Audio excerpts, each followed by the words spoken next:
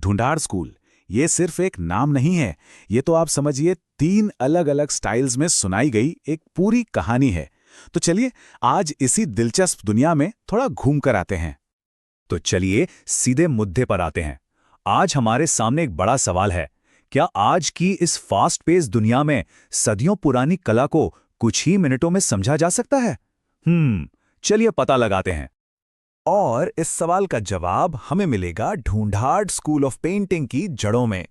तो हमारी कहानी की शुरुआत भी बस यहीं से होती है। तो आखिर ये ढूंढाड़ स्कूल है क्या चीज?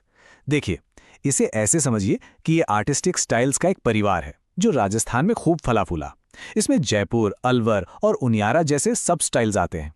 और मजे की बात यह है कि हर एक का अपना एक अलग ही अंदाज, एक अलग कैरेक्टर है। तो शुरुआत करते हैं पहली और सबसे बड़ी स्टाइल से, जयपुर स्टाइल। ये एक बहुत ही ग्रैंड, एक फाउंडेशनल ट्रेडिशन थी और इसका सीधा कनेक्शन था शाही दरबारों से। कहते हैं ना, हर महान आर्ट मूवमेंट के पीछे एक महान पेट्रन होता है। जयपुर स्टाइल के लिए वो थे सवाई प्रताप सिंह। असल में उनके दौर को ही इस कला का गोल्डन पीरियड यानी स्वर्ण युग कहा जाता है। और यहाँ पर ना मुगल दरबार का असर साफ साफ नजर आता है। पेंटिंग्स के सब्जेक्ट्स देखिए, वात्स्यायन के कामसूत्र से लेकर लैला मजनू के रोमांस तक। और तो और हाथी घोड़ों की लड़ाई जैसे शाही शौक भी पेंट किए जाते थे। मतलब ये कल्चर का कितना खूबसूरत मेलजोल था।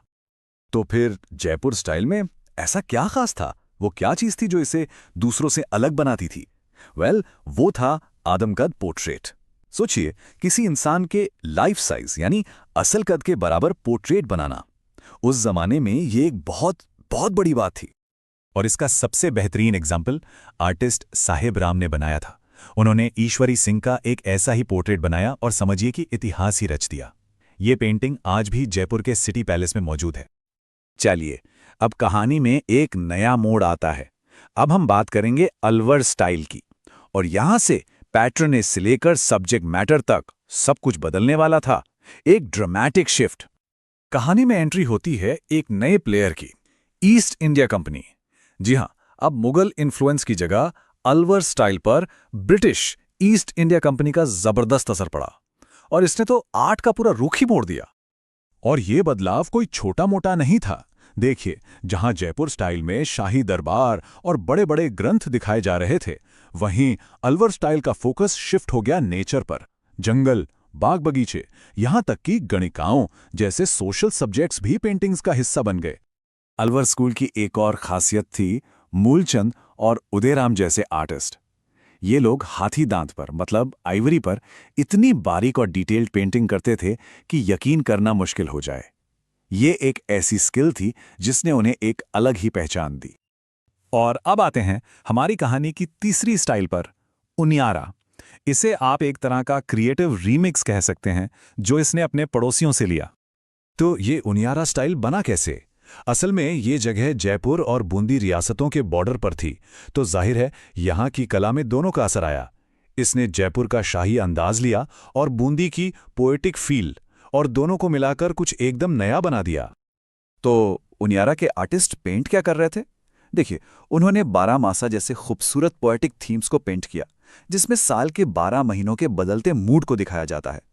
फिर रागमाला बनाया, जो म्यूजिक के अलग अलग रागों की विजुअल कहानी है।